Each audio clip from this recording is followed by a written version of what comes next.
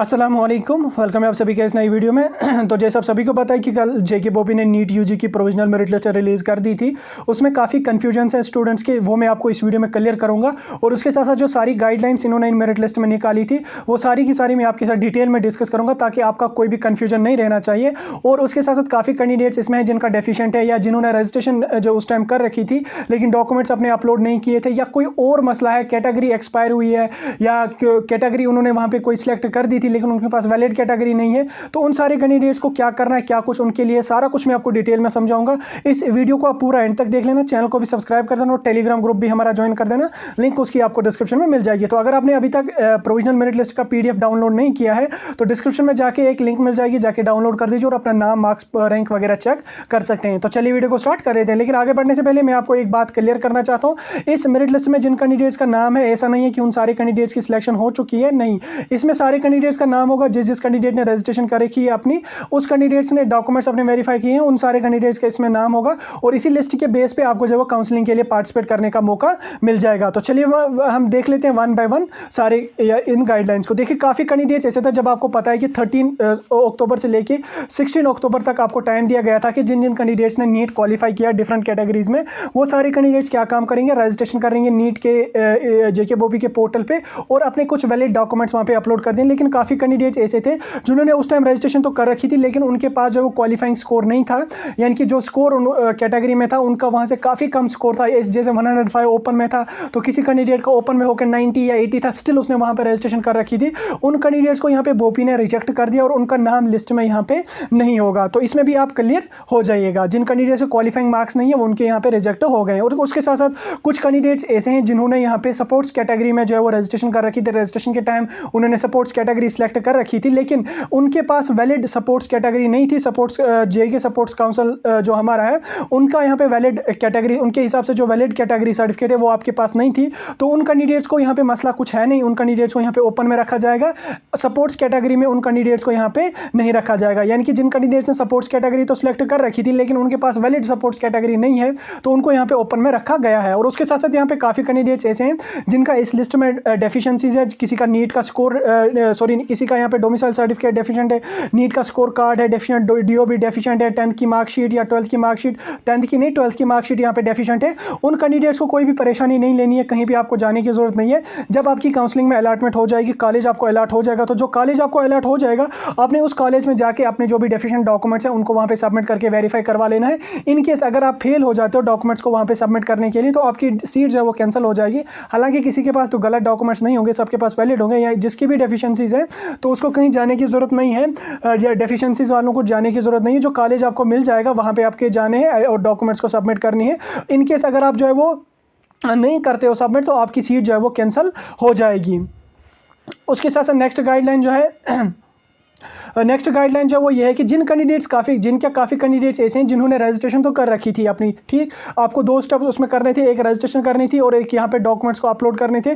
काफ़ी कैंडिडेट ऐसे थे जिन्होंने रजिस्ट्रेशन ही कर रखी थी, उसके बाद उनको प्रोसेस आगे हुआ नहीं या नहीं आया या कुछ काम वगैरह पड़ गया, कुछ मजबूरी की वजह से उन्होंने आगे की प्रोसेस यहाँ पे की नहीं। तो उन कैंडिडेट्स को यहाँ पे एक लास्ट मौका दिया जा रहा है जिन कैंडिडेट्स ने अपनी रजिस्ट्रेशन तो कर रखी थी, उस टाइम 13 से 16 तारीख तक रजिस्ट्रेशन की थी लेकिन डॉक्यूमेंट्स अपने अपलोड नहीं किए, तो उनको कहा गया कि आप फिजिकली चले जाए बोपी ऑफिस श्रीनगर या जम्मू 29 तारीख तक, ठीक, 29 तारीख तक करने, आज 27 है, कल 28 है और परसों 29 यानी कि सैटरडे तक आप जा सकते हैं। दिन के 2 बजे तक आपको वहाँ पे जाना है और अपनी जो भी डॉक्यूमेंट्स पेंडिंग है वो वहाँ पे आपने सबमिट करके अपलोड करवा लेंगे वहाँ से। तो दोबारा से मैं इस बात को क्लियर कर लेता हूँ, जिन कैंडिडेट्स ने रजिस्ट्रेशन कर रखी थी लेकिन डॉक्यूमेंट्स आपने अपलोड नहीं किए हैं उन कैंडिडेट्स को यहाँ पे एक लास्ट मौका दिया जा रहा है कि वो फिजिकली चले जाएँ बोपी ऑफिस श्रीनगर या बोपी ऑफिस जम्मू, जहाँ से भी आप हैं, 29 तारीख दिन के 2 बजे तक, और अपनी डेफिशिएंसीज जो भी हैं, डेफिशिएंसीज नहीं, अपना डॉक्यूमेंट जो अपलोड आपने नहीं किया है उसको जाके वहां से अपलोड करवा सकते हैं। तो ये उन कैंडिडेट्स के लिए जिन्होंने डॉक्यूमेंट्स अपने अपलोड जो है वो नहीं किए। यहाँ पे जिन कैंडिडेट्स ने अपनी जो कैटेगरी है वो पीडब्ल्यूडी या पीएच सिलेक्ट कर दी थी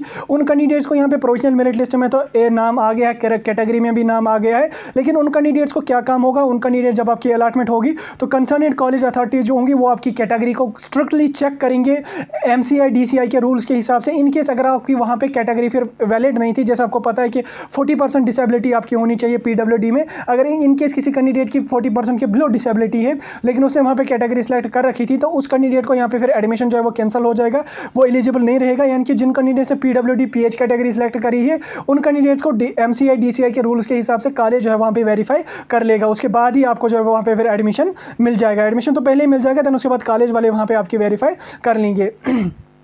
तो देखिए उसके साथ साथ यहाँ पे कुछ कैंडिडेट्स ऐसे हैं जिन्होंने ईडब्ल्यूएस कैटेगरी में अप्लाई किया है लेकिन उनके पास वैलिड कैटेगरी सर्टिफिकेट नहीं है। तो उन कैंडिडेट्स को क्या काम किया गया है कि वैलिड कैटेगरी सर्टिफिकेट आपको जो है वो काउंसलिंग स्टार्ट होने से पहले बोपी ऑफिस श्रीनगर या बोपी ऑफिस जम्मू में चले जाना है और अपनी कैटेगरी ईडब्ल्यूएस सर्टिफिकेट जो है उसको वहाँ पे सबमिट करना है। यानी कि जिन कैंडिडेट्स ने ईडब्ल्यूएस कैटेगरी रजिस्ट्रेशन के टाइम सेलेक्ट करी थी लेकिन वैलिड उनके पास कैटेगरी सर्टिफिकेट नहीं है, यानी कि किसी की एक्सपायर हुई है, किसी का उसमें कुछ है या कैटेगरी के बदले कुछ और चढ़ा दिया है वहाँ पर ईडब्ल्यूएस में, तो उन कैंडिडेट्स को यहाँ पे एक और मौका दिया जाता है कि आप बोपी ऑफिस चले जाओ काउंसलिंग के स्टार्ट होने से पहले। इसकी यहाँ पे 29 लास्ट डेट नहीं है, काउंसलिंग से स्टार्ट होने से पहले, काउंसलिंग जब भी स्टार्ट हो जाएगी उससे पहले भी आप कल चले जाएं, परसों चले जाएं या मंडे को चले जाएं, जिस दिन भी आप चले जाओगे बोपी ऑफिस श्रीनगर या जम्मू जाएं, फिजिकली आपको जाना है और अपनी जो ईडब्ल्यूएस कैटेगरी वैलिड कैटेगरी है उसको यहाँ पे सबमिट करनी है। और उसके साथ साथ काफ़ी कैंडिडेट ऐसे हैं जिन्होंने ईडब्ल्यूएस सर्टिफिकेट तो सिलेक्ट करी थी लेकिन किसी ने वहाँ पे इनकम सर्टिफिकेट चढ़ा दी है, किसी ने कुछ और गलत डॉक्यूमेंट चढ़ा दिया है।